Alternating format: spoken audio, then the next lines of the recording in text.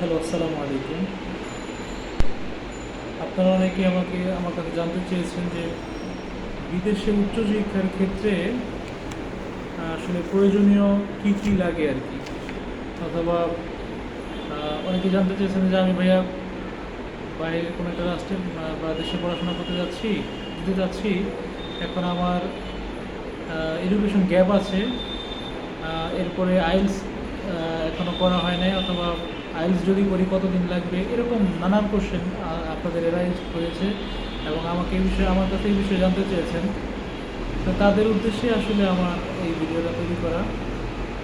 আপনি যদি ইউরোপের কোনো দেশে যেতে চান, লাইক ইউকে, অথবা ধরেন আরও আছে যে ডেনমার্ক, এরপরে নরওয়ে,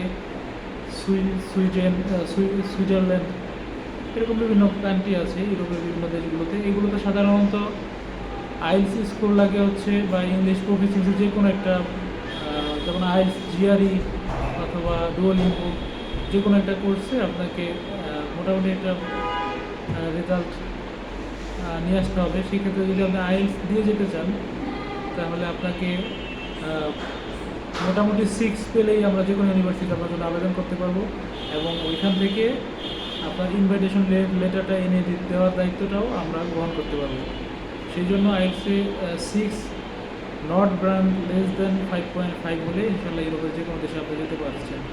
এরপরে যদি আপনি এই আইএলসি স্কোরটা হচ্ছে ইউএসএ একটু রিল্যাক্স আছে। ইউএসএতে আপনার কিছু ইউনিভার্সিটি আছে যেখানে আপনার 5.5, এখানে হচ্ছে আপনার বিভিন্নভাবে যাওয়া যায়। যেমন প্রথমেই যদি আমি বলি ইনটেকের কথা, এগুলো ল্যাঙ্গুয়েজ প্রফিসিয়েন্সি। ইনটেক হচ্ছে আমাদের দেশে যে সেমিস্টার বলি আমরা ইউনিভার্সিটিগুলোতে, তো ইউরোপে বা আমেরিকাতে এরকম সেমিস্টার বলে না, এরা এটাকে ইনটেক বলে। সাধারণত দুইটা, ম্যাক্সিমাম কান্ট্রিগুলোতে 3টা ইনটেক হয় একটা এক বছরে। সেটা হচ্ছে আপনার জানুয়ারি, মে, আর হচ্ছে সেপ্টেম্বর। এই 3টা ইনটেক হচ্ছে আপনার কানাডা, এরপরে অস্ট্রেলিয়া এবং নিউজিল্যান্ডের বেশিরভাগ ইউনিভার্সিটিগুলোতে।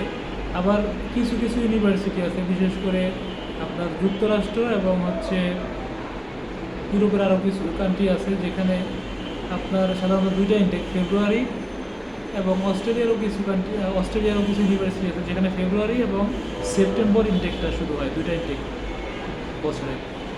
আর আপনার আইএলস রিকোয়ারমেন্ট হচ্ছে 5.5। আর এখানে হচ্ছে আপনি 3টা ক্যাটাগরিতে পড়াশোনা করতে যেতে পারেন সাধারণত। যেমন আপনি যদি ব্যাচেলর করতে যেতে চান, অথবা আপনি পোস্ট গ্রাজুয়েট ডিগ্রি নেওয়ার জন্য যদি যেতে চান, তাহলে একরকম লাগবে। আর যদি ব্যাচেলরের জন্য যেতে চান, তাহলে হচ্ছে একরকম আইএলস স্কোর লাগবে। এবং আমি আসলে অ্যাবোবল একটা ধারণা দেওয়ার চেষ্টা করতেছি এই ছোটো ভিডিওতে। যেমন আপনি যদি ব্যাচেলরে যেতে চান, তাহলে আপনাকে এইচএসসি রেজাল্টটা হচ্ছে প্রয়োজন হবে। এর আগের কোনো রেজাল্ট আপনারটা দেখা হবে না। শুধু এইচএসসির রেজাল্টটা হচ্ছে আপনাকে 2.75 থেকে যদি আপ হয়, তাহলে আপনি যে কোনো মোটামুটি বেশ কিছু ইউনিভার্সিটি আবেদন করতে পারবেন। আর আপনার রেজাল্ট যদি আপ টু 3 হয়, এইচএসসি রেজাল্টটা জিপিএ যদি 3 হয়, 3 থেকে 3.50, 4 বা জিপিএ 5 হয়, তাহলে আপনি ইনশাল্লাহ যে কোনো ইউনিভার্সিটির জন্য আবেদন করতে পারবেন। এবং সেই ক্ষেত্রে আপনার স্কলারশিপ পাওয়ার পসিবিলিটিটা এবং সম্ভাবনাটা বেড়ে যাবে। এবং আরেকটা বিষয় হচ্ছে, আপনি যদি রেজাল্ট ধরেন আপনার একটু লো স্কোর আছে এবং আপনি হচ্ছে আইএলস স্কোরেও একটু দুর্বল, সেই ক্ষেত্রে আমরা আপনাকে অ্যাডভাইস করব যে, এবং আপনি যেতে ইচ্ছুক আর কি, ধরেন আমরা যদি বলি আপনি ধরেন কানাডাতেই যেতে চাচ্ছেন, তো সেই ক্ষেত্রে আপনি কানাডাতে আসলে আইএলস এবং একাডেমিক জিপিএটাকে খুব ভালো, একটু হাইলাইট করে দেখে আর কি। সেই জন্য আমরা আপনাকে এই ধরনের যেতে আগ্রহী। এবং কানাডাতে একটু ঝামেলা আছে এখন হচ্ছে। কানাডাতে আপনি যদি যেতে চান, সেই ক্ষেত্রে আপনার কানাডা সরকার প্রতিনিয়ত এক একটা হার্ড রুল এবং রেগুলেশন ফরেন ফরেন বা ইন্টারন্যাশনাল স্টুডেন্টদের জন্য চালু করতেছে, যার কারণে আমরা প্রিফার করব যে এরকম সিচুয়েশনে আপনি কানাডায় না ঢুকে, কানাডা ইন না করে পাশাপাশি আপনি অস্ট্রেলিয়া, নিউজিল্যান্ড, ইউকে অথবা ডেনমার্কের বিভিন্ন কান্ট্রি, ডেনমার্ক সহ ইউরোপের বিভিন্ন কান্ট্রিগুলোতে ট্রাই করে দেখতে পারেন। সেই ক্ষেত্রে আপনার পার্মানেন্ট রেসিডেন্ট পাওয়ারও সম্ভাবনাটা বেড়ে যাবে এবং ওইখানে গিয়ে আপনি জব করে নিজের খরচটা নিজেই বহন করতে পারবেন। দেখেন, আমরা হচ্ছি বাংলাদেশে যারা বসবাস করি, আমরা হচ্ছে সাধারণত মধ্যবিত্ত শ্রেণীর লোকজন। আমরা যদি ওই দেশে যাওয়ার পরেও জব না করতে পারি এবং এখান থেকে আমাদের মানে এই দেশ থেকে আমাদেরকে ওই ভার্সিটির অ্যাডমিশন সহ ভার্সিটির খরচ পরিচালনা করার প্রয়োজন হয়, তাহলে এটা আমাদের জন্য একটু ডিফিকাল্ট হয়ে যায়। সেই জন্যই আমরা আপনাদেরকে এমন ইউনিভার্সিটিগুলোকে রেফার করব যেখান থেকে মোটামুটি স্কলারশিপ পাওয়ার পসিবিলিটি বেড়ে যাবে এবং আপনি মোটামুটি বলা যায় যে নিজের খরচ নিজে ব্যয় করতে পারবেন জব করে, এবং পাশাপাশি পার্মানেন্ট রেসিডেন্ট হওয়ার পথটাও আপনার জন্য যাতে একটু সহজ হয়। সেরকম ইউনিভার্সিটিগুলোতে আমরা আপনাদের জন্য ট্রাই করে থাকবো ইনশাল্লাহ। তো আর বিষয়টা হচ্ছে যে আমরা যেটা বলতেছিলাম যে আপনি যদি ব্যাচেলরের জন্য যেতে পারবেন, পোস্ট গ্রাজুয়েশনের জন্য যেতে পারবেন এবং আরও হচ্ছে আপনার ডিপ্লোমার জন্য যেতে পারবেন। আপনি যদি পোস্ট গ্রাজুয়েট ডিপ্লোমার জন্য যান সেই ক্ষেত্রে 2 বছরও আছে আবার 3 বছরের জন্য আছে।